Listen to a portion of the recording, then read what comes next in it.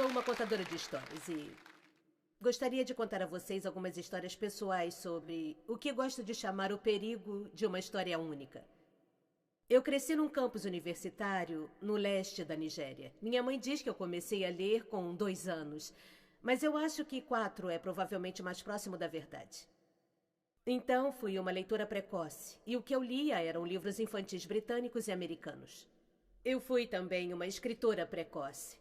E quando comecei a escrever por volta dos 7 anos, histórias com ilustrações em giz de cera que minha pobre mãe era obrigada a ler, eu escrevi exatamente os tipos de histórias que eu lia.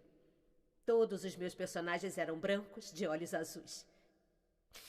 Eles brincavam na neve e comiam maçãs. Eles falavam muito sobre o tempo, em como era maravilhoso o sol ter aparecido. Agora, apesar do fato de que eu morava na Nigéria, eu nunca havia estado fora da Nigéria. Nós não tínhamos neve. Comíamos mangas e nunca falávamos sobre o tempo porque não era necessário. Meus personagens bebiam muita cerveja de gengibre porque as personagens dos livros britânicos que eu lia bebiam cerveja de gengibre. Não importava que eu não soubesse o que era cerveja de gengibre. E por muitos anos depois eu desejei desesperadamente experimentar cerveja de gengibre. Mas isso é outra história. A meu ver, o que isso demonstra é como somos impressionáveis e vulneráveis face a uma história, principalmente quando somos crianças. Porque tudo o que eu havia lido eram livros nos quais as personagens eram estrangeiras. Eu me convenci de que os livros, por sua própria natureza, tinham que ser estrangeiros e tinham que ser sobre coisas com as quais eu não podia me identificar. As coisas mudaram quando eu descobri os livros africanos. Não havia muitos disponíveis e não eram tão fáceis de encontrar quanto os estrangeiros, mas devido a escritores como Chinua Achebe e Kamara Lai, eu passei por uma mudança mental em minha percepção da literatura. Percebi que pessoas como eu, meninas com a pele cor de chocolate, cujos cabelos crespos não podiam formar rabos de cavalo, também podiam existir na literatura. Comecei a escrever sobre coisas que eu reconhecia. Eu amava aqueles livros americanos e britânicos que eu lia. Eles mexiam com a minha imaginação, me abriam novos mundos. Mas a consequência inesperada foi que eu não sabia que pessoas como eu podiam existir na literatura. Então, descobrir escritores africanos resultou numa coisa: me salvar de ter uma única história sobre o que os livros são. Venho de uma família nigeriana convencional de classe média. Meu pai era professor, minha mãe é administradora. Então, tínhamos, como era normal, empregada doméstica que frequentemente vinha das aldeias rurais próximas. Então, quando fiz 8 anos, arranjamos um menino para casa. Seu nome era Fide. A única coisa que minha mãe nos disse sobre ele foi que sua família era muito pobre. Minha mãe enviava inhames, arroz e nossas roupas usadas para sua família. E quando eu não comia tudo no jantar, minha mãe dizia: termine sua comida. Não sabe que pessoas como a família de Fide não têm nada? Então eu sentia uma enorme pena da família de Fide. Num sábado fomos visitar a aldeia dele. E a mãe dele nos mostrou um cesto com um padrão lindo, feito de ráfia seca por seu irmão. Eu fiquei atônita. Nunca havia pensado que alguém na família dele pudesse realmente criar alguma coisa. Tudo o que eu tinha ouvido falar sobre eles era de como eram pobres. Assim havia se tornado impossível para mim vê-los como alguma coisa além de pobres. Sua pobreza era minha história única sobre eles. Anos mais tarde, pensei nisso quando deixei a Nigéria para cursar universidade nos Estados Unidos. Eu tinha 19 anos. Minha colega de quarto americana ficou chocada comigo. Ela perguntou onde eu tinha aprendido a falar inglês tão bem e ficou confusa quando eu disse que, por acaso, a Nigéria tinha o inglês como sua língua oficial. Ela perguntou se podia ouvir o que ela chamou de minha música tribal e, consequentemente, ficou desapontada quando eu toquei minha fita de Mariah Carey. Ela presumiu que eu não soubesse como usar o fogão. O que me impressionou foi que ela sentiu pena de mim antes mesmo de ter me visto. Sua posição padrão para comigo, como uma africana, era um tipo de arrogância bem intencionada, piedade. Minha colega de quarto tinha uma única história sobre a África, uma única história de catástrofe. Nessa única história não havia possibilidade dos africanos serem iguais a ela de jeito algum. Nenhuma possibilidade de sentimentos mais complexos do que piedade. Nenhuma possibilidade de uma conexão com humanos iguais. Devo dizer que antes de ir para os Estados Unidos, não me identificava conscientemente como uma africana. Mas nos Estados Unidos, sempre que o tema África surgia, pessoas vinham a mim, não importava que eu não soubesse nada sobre a Namíbia. Mas acabei por abraçar essa nova identidade e, de muitas maneiras, agora eu penso em mim como uma africana. Mas ainda fico um pouco irritada quando referem-se à África como um país. O exemplo mais recente foi meu maravilhoso voo dos lagos, 2 dias atrás. Não fosse um anúncio de um voo da Virgin sobre o trabalho de caridade na Índia, África e outros países. Então, após ter passado vários anos nos Estados Unidos como uma africana, comecei a entender a reação da minha colega para comigo. Se eu não tivesse crescido na Nigéria, e se tudo que eu conhecesse sobre a África viesse das imagens populares, eu também pensaria que a África era um lugar de lindas paisagens, com maravilhosos animais e pessoas incompreensíveis, lutando guerras sem sentido, morrendo de pobreza e AIDS, incapazes de falar por eles mesmos e esperando serem salvos por um estrangeiro branco e gentil. Eu veria os africanos do mesmo jeito que eu, quando criança, havia visto a família de Fidé. Eu acho que essa única história da África vem da literatura ocidental. Então aqui temos uma citação de um mercador londrino chamado John Locke, que navegou até o oeste da África em 1561 e manteve um fascinante relato de sua viagem. Após referir-se aos negros africanos como bestas que não têm casas, ele escreve: eles também são pessoas sem cabeças, que têm sua boca e seus olhos em seus seios. Eu rio toda vez que leio isso, e alguém deve admirar a imaginação de John Locke. Mas o que é importante sobre sua escrita é que ela representa o início de uma tradição de contar histórias africanas no Ocidente. Uma tradição da África subsaariana como um lugar negativo, de diferenças, de escuridão, de pessoas que, nas palavras do maravilhoso poeta Rudyard Kipling, são metade demônio, metade criança. Então eu comecei a perceber que minha colega de quarta americana deve ter por toda a sua vida visto e ouvido diferentes versões de uma única história. Como um professor que uma vez me disse que meu romance não era autenticamente africano. Eu estava disposta a afirmar que havia uma série de coisas erradas com um romance, que ele havia falhado em vários lugares. Mas eu nunca teria imaginado que ele havia falhado em alcançar alguma coisa chamada autenticidade africana. Na verdade, eu não sabia o que era autenticidade africana. O professor me disse que minhas personagens pareciam muito com ele. Um homem educado de classe média.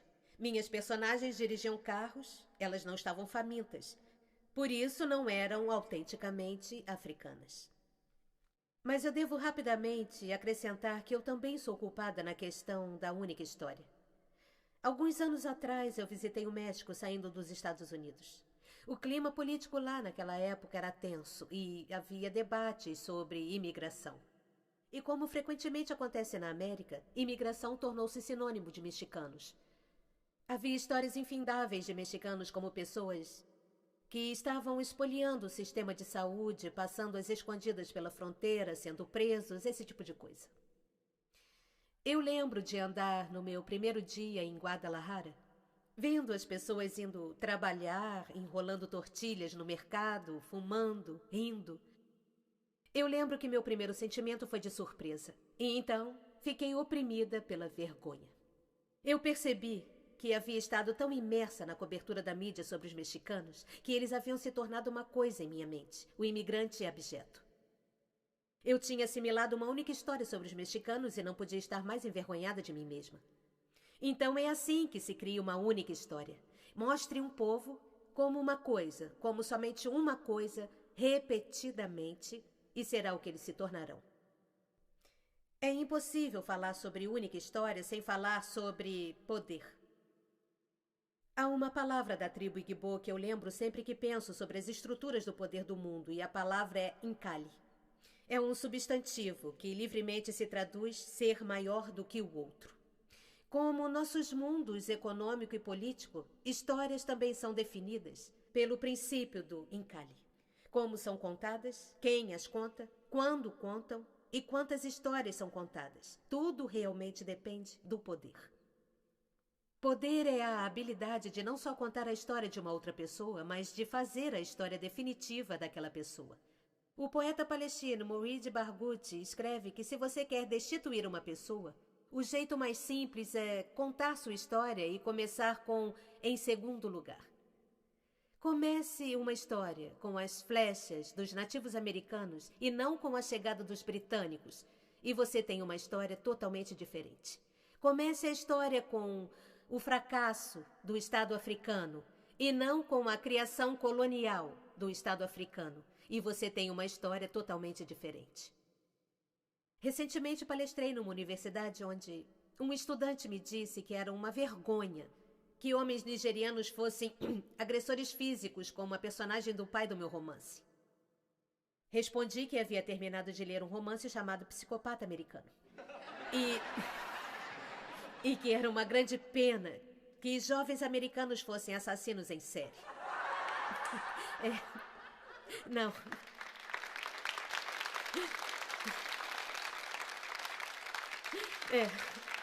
É óbvio que eu disse isso num leve ataque de irritação. Mas só que nunca havia me ocorrido pensar que só porque eu havia lido um romance no qual uma personagem era um assassino em série, que isso representava de alguma forma todos os americanos. E agora isso não é porque eu sou uma pessoa melhor do que aquele estudante, mas devido ao poder cultural e econômico da América, eu tinha muitas histórias sobre a América. Eu havia lido Tyler, Updike, Steinbeck e Gateskill. Eu não tinha uma única história sobre a América.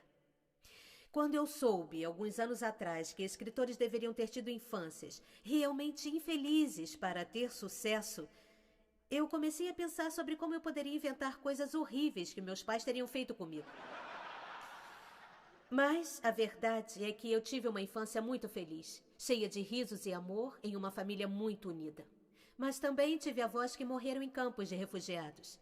Meu primo Poli morreu porque não teve assistência médica adequada. Um dos meus amigos mais próximos, Okoloma, morreu num acidente aéreo porque nossos caminhões de bombeiros não tinham água. Eu cresci sob governos militares repressivos que desvalorizavam a educação, então, por vezes, meus pais não recebiam seus salários.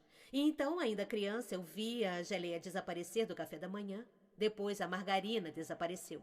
Depois, o pão tornou-se muito caro. Depois, o leite ficou racionado.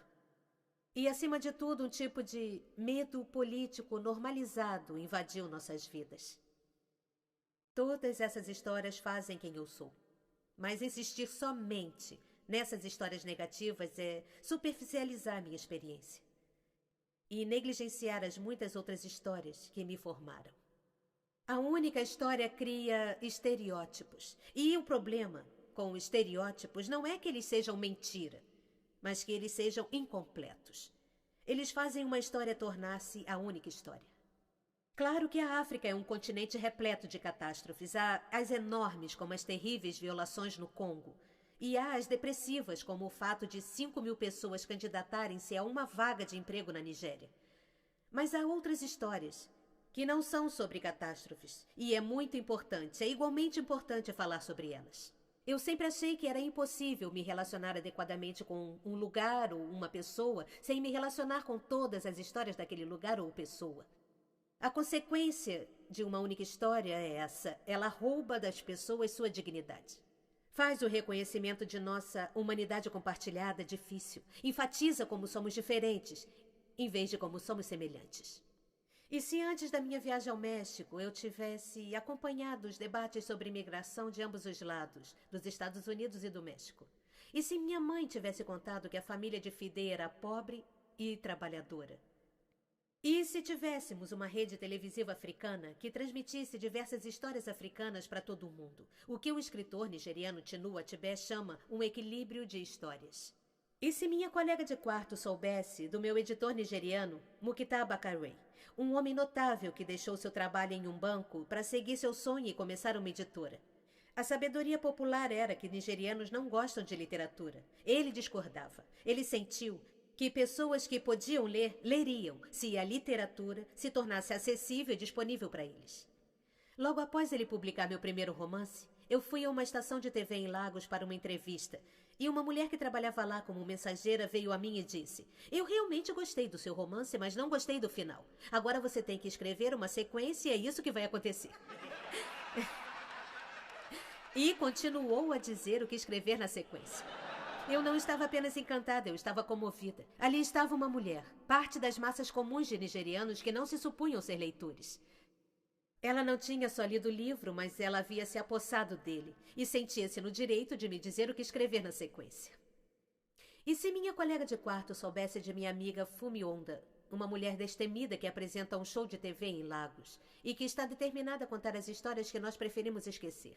E se minha colega de quarto soubesse sobre a cirurgia cardíaca que foi realizada no Hospital de Lagos na semana passada. E se minha colega de quarto soubesse sobre a música nigeriana contemporânea, pessoas talentosas cantando em inglês e pidgin, igbo, yorubá e ijo, misturando influências de Jay-Z, a Fela, de Bob Marley a seus avós.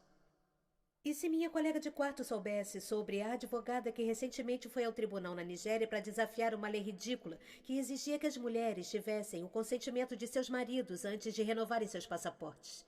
E se minha colega de quarto soubesse sobre Nollywood, cheia de pessoas inovadoras fazendo filmes apesar de grandes questões técnicas? Filmes tão populares que são realmente os melhores exemplos de que nigerianos consomem o que produzem. E se minha colega de quarto soubesse da minha trançadora de cabelos que acabou de começar seu próprio negócio de extensões de cabelos? Ou sobre os milhões de outros nigerianos que começam negócios e às vezes fracassam, mas continuam a fomentar a ambição. Toda vez que estou em casa, sou confrontada com as fontes comuns de irritação da maioria dos nigerianos. Nossa infraestrutura fracassada, nosso governo falho. Mas também pela incrível resistência do povo que prospera apesar do governo ao invés de devido a ele. Eu ensino em workshops de escrita em Lagos todo verão e é extraordinário para mim ver quantas pessoas se inscrevem, quantas pessoas estão ansiosas por escrever, por contar histórias. Meu editor nigeriano e eu começamos uma ONG chamada Farafina Trust. E temos grandes sonhos de construir bibliotecas e recuperar bibliotecas que já existem e fornecer livros para escolas estaduais que não têm nada em suas bibliotecas e também organizar muitos e muitos workshops de leitura e escrita para as pessoas que estão ansiosas para contar nossas histórias. Histórias importam. Muitas histórias importam. Histórias têm sido usadas para expropriar e tornar maligno.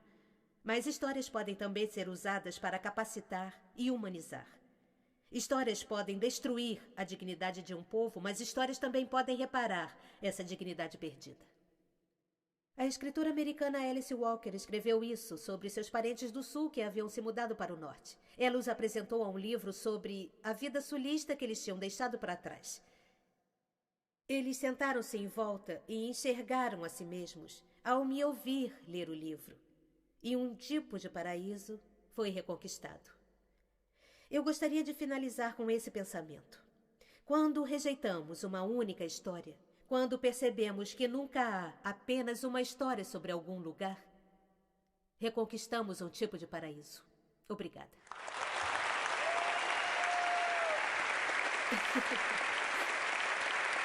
Obrigada. Versão brasileira Eclipse.